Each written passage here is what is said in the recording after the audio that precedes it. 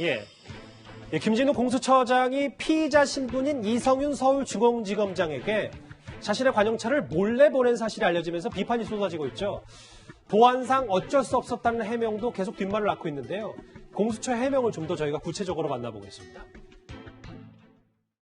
보도 설명제로 냈습니다. 네, 그거 보시면 예. 관용차 문제가 계속 나오고 있는데요. 그러니까 보도 설명제로 냈다고요. 고려하고 계시나요? 왜 제공하신 걸까요? 그러니까 이성윤 보도 지검. 설명제를 냈다니까요. 다른 사건과 때문에 제공하신 건가요? 예, 우리 관용차가 지금 그거밖에 없어요. 이성윤 검사장의 요청은 아니면은 설명제를 읽어보세요. 설명 자료를 읽어봐라. 네, 장혜철 평론가님, 지금 주말 사이에 또 이 관용차로 몰래 면담 조사를 받은 것 말고도 1, 2호차에 대해서 해명도 좀 뒷말을 낳고 있는데 어떤 부분 때문입니까? 그러니까 지금 공수처 입장은 이 2호차가 피의자 호송용이라서 뒷문이 열리지 않는 차량이라고 합니다. 그렇기 때문에 김진욱 처장이 사용하는 1호차 관용 차량을 제공할 수밖에 없었다는 것인데 뒷문이 안 열리면 앞에 운전하시던 분이 내려서 밖에서 열어주면 됩니다. 이게 아예 고정적인 게 아니라 내부에서 열리지 못하게 되어 있는 것이거든요. 그리고 이성윤 지검장 같은 경우는 피의자 신분으로 수사가 공수처로 이첩이 되었다면 당연히 피의자들을 호송하는 데 쓰이는 2호차를 쓰는 게 훨씬 더 합당해 보입니다. 그럼에도 불구하고 관용차를 내주고 단지 2호차 뒷문이 안 열린다? 이걸 지금 국민들에게 변명이라고 내놓는 것은 이 손상일간 공수처의 신뢰성을 회복하기에는 너무나 턱없이 부족한 수준의 해명이 아닌가 싶고요. 무엇보다 보안 때문에 이 관용차를 이용했다고 하는데 면담 기록이나 조서도 남기지 않고 출입 기록도 남기지 않으려고 한 정황이 보이지 않습니까? 이게 제대로 된 정식 과정의 조사라면 왜 이토록 007 첩보작전을 방불케 하는 보안 유지 작전이 필요했던 것인지, 만약 이 CCTV를 언론사에서 확보하지 않았다면 이성윤 지검장이 이런 식의 황제 의전을 통해서 조사를 받은 것 국민들이 다 모를 뻔하지 않았습니까? 이렇게 서울중앙지검장 정도쯤 되면 처장의 관용차가 나가는 게 공수처의 첫 번째 모습이라면 서울중앙지검장보다 더 높은, 더 고위직에 있는 사람들은 이제 공수처에서 수사할 때마다 김진우 처장에게 전화하겠죠. 나도 관용차 타야 되겠다. 데리고 와라. 이런 나쁜 선례를 만들었다는 점에서 김진욱 처장이 훨씬 심각하게 사태를 인지하고 제대로 해명을 해야 되지 않을까 싶습니다. 이게 지금 구자영 차장, 네. 보안을 지키려다 보안을 어긴 거 아니냐, 보안 지침을. 뭐 이런 지적도 있었는데 여기에 대해서 공수처는 행정규칙으로 만들진 않았지만 비공식적인 출입 관련 내부 규정이 존재한다. 근데 이 해명도 왜 논란이 되는 겁니까? 일단 그 공수처가 출범한 지 얼마 되지 않지 않았습니까? 그러다 보니까 여러 가지 이제 그 규정이나 규칙이 지금 미비 상태인데 이 청사 출입과 관련해서는 이 지난해 7월 13일에 청사 출입 보안 지침 제44조라고 해서 이 출입 예외 조항을 신설했다고 합니다.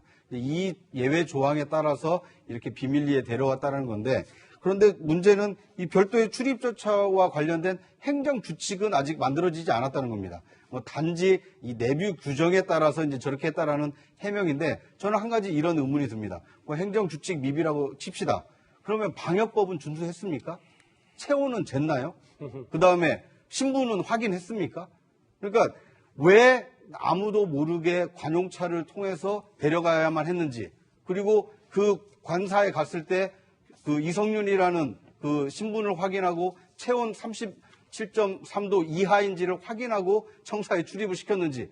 지금 문제가 되는 것은 방역법입니다. 행정규칙뿐만 아니라 방역법도 지금 어겨가면서 왜 저렇게 비밀리에 데려갔는지에 대해서 명쾌하게 해명을 하고 있지 않기 때문에 과연 공수처가 제대로 된 기관이냐, 고위공직자의 비리를 수사할 의지가 있는 기관이냐, 이런 의구심을 낳고 있는 겁니다. 저는 행정규칙 그 내부 규정에 숨을 것이 아니라 떳떳하지 못하게 했던 그 이유를 명쾌하게 밝히는 것이 이 공수처가 앞으로 해야 될 일이 아닌가 하는 생각이 듭니다. 코로나 관련해서, 코로나 점검 관련해서 네. 검사받는 거에 대해서는 얘기 아직 안 나왔죠, 공수처? 아직 안 나왔습니다.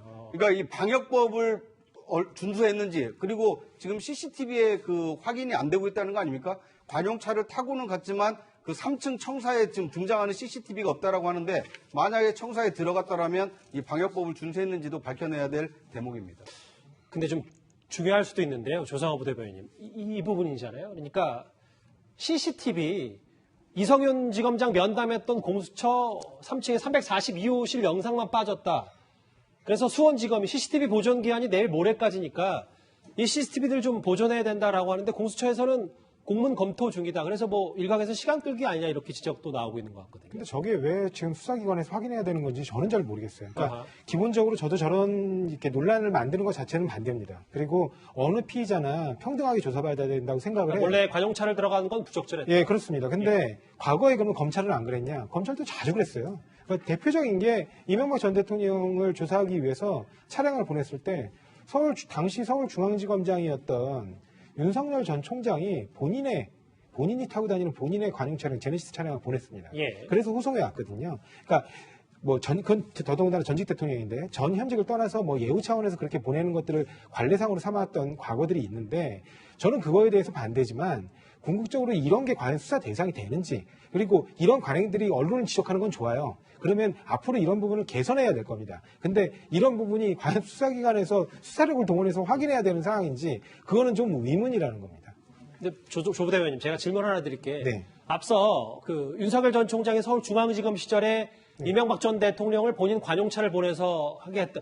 이것도 몰래 한 겁니까? 몰래 한 건 아닌데요. 그때는 이제 네, 얘기를 그렇게 보냈습니다. 알려지고 한 예, 거고. 그렇습니다. 알려지게 한 건데, 예. 그러니까 이거는 이제 공수처 입장은 그래요. 뭐 밀행성이라든가 아니면 우리가 수사에 개시에 착수했다는 것 자체가 피사실 공표에 해당할 수 있기 때문에. 근데 이성윤 중앙지검장이 저렇게 지금 정말 그 언론에서 지적하는 것처럼 몰래 갔음에도 불구하고 언론들이 이렇게 다 확인할 정도로 거의 기자들이 지금 밀착 취재하고 있는 상황이거든요. 예. 그래서 그런 상황들을 고려해서 저렇게 할 수도 있었다고 봅니다. 근데 기본적으로 저는 일단은 그런 거에는 반대하는데 저게 과연 지금처럼 이렇게 수사 대상이 되는지 언론은 지적할 수 있지만 지금 무슨 말씀인지 네, 알겠습니다. 검찰에서 저걸 조사할 대상이 되는지 오히려 검찰에서 과거 자신들의 관행도 좀 되돌아봐야 되지 않나 그렇게 생각합니다. 이성윤 서울지검장의 황제 조사 논란 공수처장 얘기와 함께 짚어봤습니다.